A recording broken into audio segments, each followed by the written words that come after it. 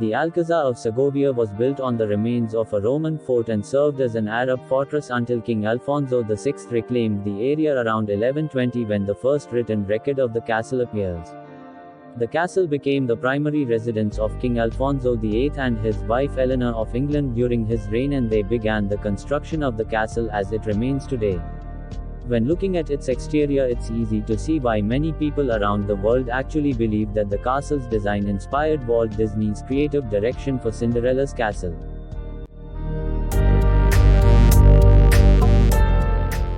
The impressive Rochester Castle was constructed in the late 1080s after William II requested that Gundulf, Bishop of Rochester, build a stone castle in Rochester so that he could take control of a key river crossing.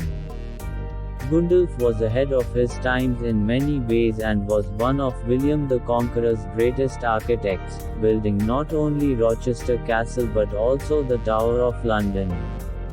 Most of the walled perimeter that can still be seen today dates from that era. Many of England's early castles were made of motte and bailey, so the stone castle is one of the country's oldest of its kind.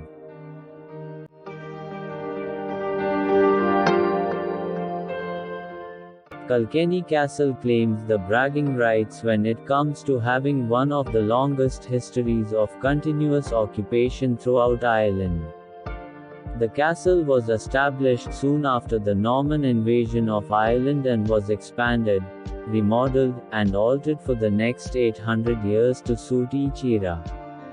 The first castle was constructed by the Earl of Pembroke and within 100 years was replaced by a stone structure of which 3 original towers survive to this day. Damaged during the Cromwellian occupation, the castle was restored by the Butler family from around 1661.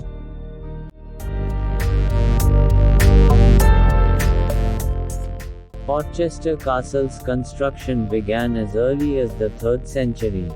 It was initially a Roman fort, one of the famous forts of the Saxon shore, a series of coastal defences constructed during the 3rd century to counter the threat posed by Saxon pirates who were raiding Roman Britain's south coast at the time. The Roman defences were later integrated into the medieval castle, which was designed in the late 11th century. Its remarkable 12th century keep's remnants are the most complete circuit still standing in the United Kingdom today.